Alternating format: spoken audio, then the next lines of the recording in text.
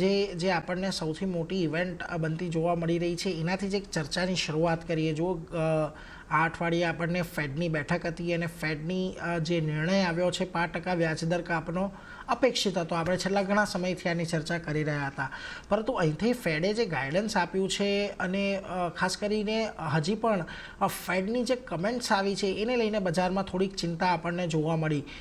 ફેડના નિર્ણય બાદ અમેરિકાના બજારો ઘટ્યા, ભારતીય બજારો પર પણ એની થોડી ઘણી અસર આવતી જોવા મળી છે. એટલે ખાસ કરીને ઉતાર ચઢાવવાળો સમય અત્યારે બજારની અંદર ચાલી રહ્યો છે. 2024ના અંત તરફ આપણે આગળ વધી રહ્યા છીએ. અહીંયા આપણે જોયું છે કે ખાસ કરીને આ વર્ષે બજાર ઓવરઓલ એક સારા રિટર્ન સાથે આપણને વિદાય લઈશું 2024માંથી. પરંતુ હવે અહીંથી તમને બજાર માટે કયા ફેક્ટર્સ કે કયા સંકેતો એવા છે કે જેને તમે ધ્યાનમાં રાખશો અને જે બજારની ચાલને આવનારા સમયની અંદર નક્કી કરશે? Good afternoon નીરજભાઈ.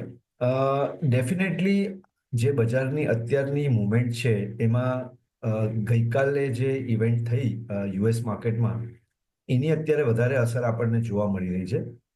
અને એનું મુખ્ય કારણ એ નથી કે ભાઈ રેટ કટ આવ્યો. આઈ થિંક રેટ કટ તમે કીધું પ્રમાણે ડેફિનેટલી અપેક્ષિત હતો. 25 પૈસાનો કટ આપણને જે જોવા મળ્યો ગઈકાલે, પણ જે સપ્ટેમ્બરમાં ફેડની જે કમેન્ટરી હતી કે ભાઈ ઇન્ફ્લેશન કંટ્રોલમાં આવી રહ્યું છે, અમે હવે રેટ કટ પર તરફ જઈ રહ્યા છે, તો એની ટ્રેજેક્ટરીની જે આપણે વાત કરીએ તો 2025માં લગભગ 4 રેટ કટ આવી શકે એવી કમેન્ટરી હતી. પણ સડનલી ડિસેમ્બર મહિનામાં હવે આપણને દેખાવામાં કે એમની જે ગઈકાલની કમેન્ટરી આવી એમાં ઇન્સ્ટેડ ઓફ 4 રેટ કટ હવે 2 રેટ કટની વાત થઈ રહી છે ઇન ધ કેલેન્ડર યર 2025. તો ડેફિનેટલી વેસ્ટર્ન માર્કેટ અને ડેવલપ માર્કેટમાં આ અનિશ્ચિતતા જે આવે છે કે ભાઈ તમે કીધું કંઈક અને એકચ્યુઅલી પિક્ચર કંઈક બીજું છે અને એક્શન કંઈક ત્રીજી જ થઈ રહી છે. તો આ જે અનિશ્ચિતતા છે એને કારણે કન્ફ્યુઝન જેને આપણે કહીશું એ ઊભું થયું છે ખાસ કરીને યુએસ માર્કેટમાં. અને એને કારણે આપણને વર્લ્ડ ઓવર એની ઇમ્પેક્ટ જોવા મળે. અને ઓફકોર્સ જે નંબર્સ તમે કીધું એ પ્રમાણે તમે આજે $108 ઇન્ડેક્સ પસાર થઈ ગયો. તમે યુએસની બોન્ડ યીલ્ડ જુઓ, વેરી ઇન્ટરેસ્ટિંગ કે ભાઈ લગભગ 25 પૈસાનો કટ આવ્યો એના પછી પણ US 10 year bond is actually gone up અને વી આર હેડિંગ ટુવર્ડ્સ 4.5%. તો વોટ ઇટ શોઝ કે માર્કેટ ઇઝ સજેસ્ટિંગ કે ભાઈ એવરીથિંગ ઇઝ નોટ ગુડ. અને એને કારણે આપણને ગઈકાલે ખાસો એવો એક લગભગ 2.5-3% દિવસમાં ઘટાડો જોવા મળ્યો યુએસ માર્કેટમાં. હવે આગળ જતા કઈ રીતે આનું આપણને નિરાકરણ મળશે? તો આઈ થિંક 2 વસ્તુ પર ધ્યાન રાખવું પડશે. એક તો આપણે જે ડેફિનેટલી ટ્રમ્પ સરની સરકાર આવી રહી છે, જાન્યુઆરી મહિનામાં એમણે હોદ્દા ઉપર સ્થાન લેશે અને એના પછી એમની રણનીતિ અને એમના કઈ રીતે ઇકોનોમિક ને રિલેટેડ થોટ પ્રોસેસ છે અને એના પછી ફેડ કઈ રીતે ફોલો કરે છે એના ઉપર આખું મદાર રહેશે. તો એ એક ધ્યાનમાં રાખવું પડશે. અને જે હમણાં લાસ્ટ 15 દિવસ 20 દિવસમાં જે બધે ચર્ચાઓ થઈ રહી છે કે બ્રોડલી આખી અધર ઇકોનોમીઝ જે છે એમાં ઇમર્જિંગ માર્કેટ પણ આવી ગઈ, ખાસ કરીને ચાઇના, ઇન્ડિયા, એમની તરફ એમનો કેવો અભિગમ રહેશે. અને જે સ્પેશિયલ ડિસ્કશન અત્યારે થઈ રહ્યું છે કે ટેરિફને લગતા જે પણ નિર્ણયો લેવામાં આવશે એમાં ઇન્ડિવિજ્યુઅલ કન્ટ્રીઝ, ઇન્ડિવિજ્યુઅલ સેક્ટર્સ અને ઇન્ડિવિજ્યુઅલ કંપનીઝને જે ઇફેક્ટ થશે એ આપણે આગળ જોવાનું રહેશે. તો બ્રોડલી આ એક વેસ્ટર્ન માર્કેટની આપણે નિરાકરણ કર્યું.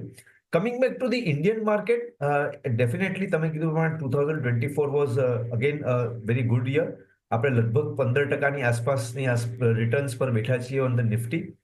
અને તમે સ્પેશિયલી મિડ કેપ અને સ્મોલ કેપમાં જુઓ તો ઇનફેક્ટ આ કરેક્શન થયા પછી પણ હું હજુ 5 વર્ષનું રિટર્ન જોઉં છું તો અપવર્ડ્સ ઓફ 27-28%ની આસપાસ રિટર્ન્સ દેખાય છે. મિડ કેપમાં 30% રિટર્ન દેખાય છે CAGR in the small cap segment. તો બ્રોડલી સ્પીકિંગ આપણે એને જેને આપણે બુલ માર્કેટ ફેઝ કહેશું એમાં જ અત્યારે આપણે ગણી શકાય. અને જે IPO માર્કેટની બોયન્સી છે એમાં પણ adding fuel to the fire થઈ રહ્યું છે. તો નેટ ઇન્ડિયન માર્કેટ પર સે ઓફકોર્સ ઉપરના લેવલથી થોડું આપણને કરેક્શન જોવા મળ્યું છે, પણ it is not that meaningful correction in terms of percentage. પણ એટ ધ સેમ ટાઈમ જે અર્નિંગ્સનો સપોર્ટ્સ મળવો જોઈએ એ જે લાસ્ટ 2 ક્વાર્ટર્સના આપણે અર્નિંગ્સ જોયા સપ્ટેમ્બર એન્ડિંગના, એમાં ક્યાંક ને ક્યાંક થોડું ડિસઅપોઇન્ટમેન્ટ હતું અને એને કારણે આપણને જે પણ ઇન્ડિવિજ્યુઅલ કંપનીઝ ને સેક્ટર્સમાં કરેક્શન્સ જોવા મળ્યા એ આપણે જોયા. અને ગોઈંગ ફોરવર્ડ જો ગવર્મેન્ટનો પણ ફિસ્કલનો પાથ મેન્ટેન કરવામાં આવે, જે આપણે જે અત્યારે એક્સપેક્ટ કરી રહ્યા છે 4.4%નો ટાર્ગેટની વાત કરી રહ્યા છીએ, તો બ્રોડલી સ્પીકિંગ જો ગવર્મેન્ટ એ પ્લાન ઇમિડિયેટ કરે તો ક્યાંક ને ક્યાંક એમના એક્સપેન્ડિચર કઈ રીતે આવશે, આપણે 1 ફેબ્રુઆરીએ બજેટ આવશે, એમાં કઈ રીતનો આગળનો પ્લાન આવે છે એના ઉપર પણ ખાસ નજર રહેશે. તો નેટ ઇન્ડિયન માર્કેટ પર say I would say that it is in the consolidation phase right now, અને we are more dependent on earnings rather than anything else. એટલે અર્નિંગ્સ પર કોન્સન્ટ્રેટ કરવું પડશે અને એ પ્રમાણે આપણે આગળની રણનીતિ બનાવી શકીશું.